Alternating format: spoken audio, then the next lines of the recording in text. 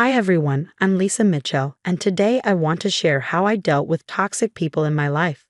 Buckle up, this one's a wild ride. You really hit the jackpot with Jack, Lisa.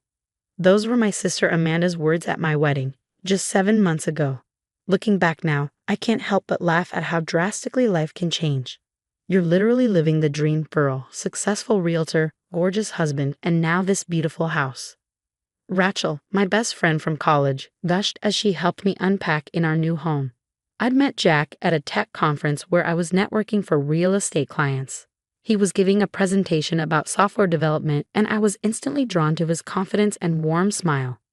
2 perfect years of dating followed, romantic dinners, weekend getaways, and endless talks about the future.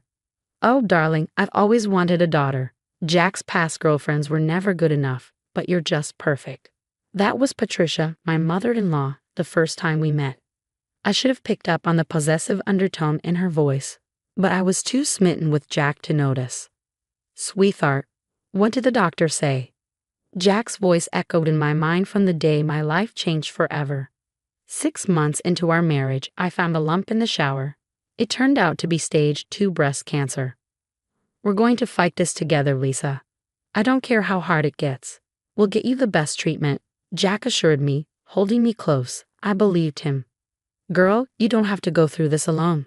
We're your ride or dies, Rachel said as Amanda nodded in agreement when I shared the diagnosis. But I decided to keep my illness private. I don't want clients backing out of deals because they think I'm unreliable. I explained, trying on my first wig and forcing a smile. These wigs are amazing, you can't even tell, Amanda said during one of our lunch dates. But not everyone was so supportive. Patricia's questions became unsettling. How long have you known Lisa? Did she ever have health issues before?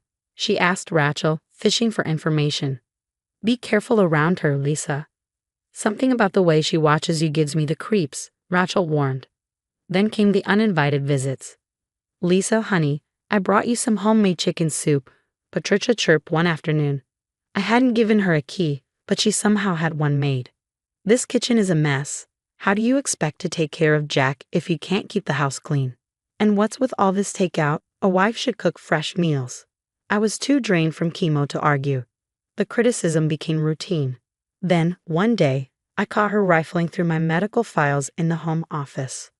What are you doing? I demanded. Oh, I was just tidying up, she replied, feigning innocence. Jack seems so worried lately. Is there something you're not telling us? The final straw came at a family barbecue. I had just completed my 3rd round of chemo and put on my best wig, determined to appear strong. Everyone, I'd like to propose a toast, Patricia announced, standing behind my chair, to family and honesty. I felt a tug, and time seemed to freeze. My wig slipped off in front of everyone. Gasps filled the air. Phones were raised, recording the moment.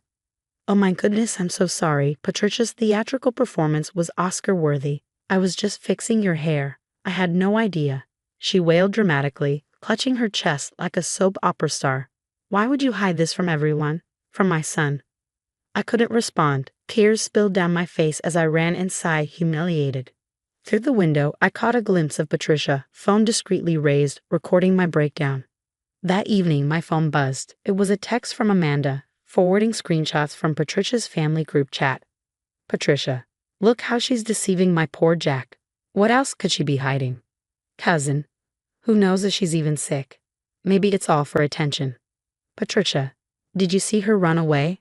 So dramatic. Jack deserves better than a lying wife. Cousin, remember Jessica from college? She's still single. Patricia, thanks for filming it, Pat. Can't believe she fooled us all this time. Jack's response, Mom's just concerned. Maybe if Lisa had been upfront from the beginning. My hands trembled as I read the messages. My husband, the man I thought was my partner, wasn't defending me. He was siding with her. Rachel's voice was firm when I called her, sobbing. Girl, I'm coming over right now. This isn't just mean anymore. This is straight up evil. We need to document everything. That night, while Jack worked late again, I began recording every interaction with Patricia, saving every message. If she wanted to play games, I'd be ready. The next morning, I overheard Patricia's voice coming from Jack's home office. She was on speakerphone. I think Lisa's using cancer as an excuse to avoid family gatherings. Have you noticed how she's always too tired for events? And Jessica asked about you the other day. Her words cut through me like knives. Later that week, my assistant called. Mrs. Mitchell, your mother-in-law canceled the Johnson House showing. She said you were too ill to make it. My blood ran cold. 3 canceled appointments in a month, all major listings without my consent. As Rachel helped me organize my medications that afternoon, she held up a nearly empty bottle. Where are your pain meds? This bottle's almost empty, but you barely touched it.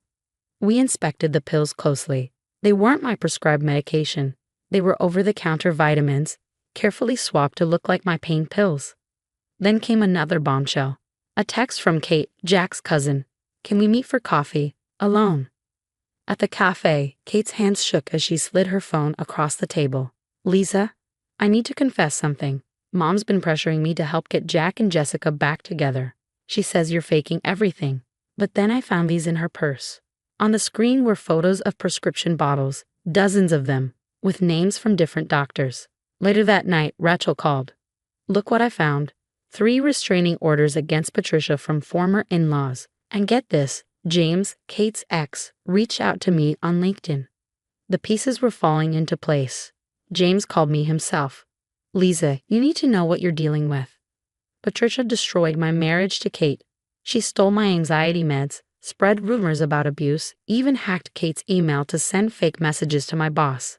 I lost everything. Jack came home late again, looking tense. Mom showed me some concerning texts from your phone. What texts, Jack? She's lying. She's just worried about you. About us. Maybe you should stay with Amanda for a while. That night, I couldn't sleep. Scrolling through old family photos on social media, I noticed a disturbing pattern. Every serious relationship Jack or Kate had ended mysteriously, always with Patricia at the center. Rachel, I need your help, I said the next morning. We need more than just documentation. Rachel's voice was steel. Already on it. I've been recording everything and saving screenshots. And James sent something interesting. Patricia's old arrest record. Prescription fraud, 10 years ago. It all made sense now. The stolen medication, the canceled appointments, the constant undermining. Patricia wasn't just controlling. She was a manipulative, dangerous woman with a history. We need to be smart about this, Rachel warned. One wrong move, and she'll twist it around. Trust me, Lisa, that woman's going down. Rachel's voice was a lifeline as she helped load the last box into her car. While Jack was at work, I left the evidence neatly stacked on his desk. Photos, videos, testimonies, prescription records, everything. 3 days later, my phone exploded with notifications. Jack's voice trembled when he called. Lisa, I'm so sorry. I was blind. Mom's been arrested. The police found oxycodone prescriptions in her house under 10 different names, and she used my social security number to open credit cards. There's so much debt. I stayed silent for a moment, then replied, Did you also find the videos of her mocking my cancer or the proof she sabotaged my business? Kate called next, crying. Lisa, the police uncovered emails Patricia manipulated. She twisted every conversation between James and me. Our entire divorce was based on her lies. The family group chat that once mocked me became a support group for Patricia's victims. Former in-laws came forward with similar stories. Her once flawless facade crumbled under the weight of lawsuits. A week later, one of Patricia's old bridge club friends approached me at the grocery store. Miss Mitchell, we're all disgusted by what she did. To you, to everyone. She's not welcome in our circles anymore. My last chemotherapy session felt like a personal victory. My hair grew back stronger, just like me. My real estate business thrived, bolstered by clients who admired my resilience and honesty. Lisa, please, I've changed. Can we try again? Jack's text went unanswered. You deserve better than someone who didn't believe you, Kate told me over coffee. We'd grown close, healing together. Kate smiled shyly. I'm getting married again next month, to James. We'd love for you to come. Mom's not invited, obviously. Last week, I organized a charity event for cancer survivors. While greeting guests, I met someone new. He listened to my story, not with pity, but with understanding. Karma got her good, Rachel said, scrolling through her phone. Patricia's mugshot had made the local news, attached to multiple fraud charges and jail time. Her reputation was in shambles. I touched my now full head of hair, remembering that humiliating barbecue. You know what, Rachel?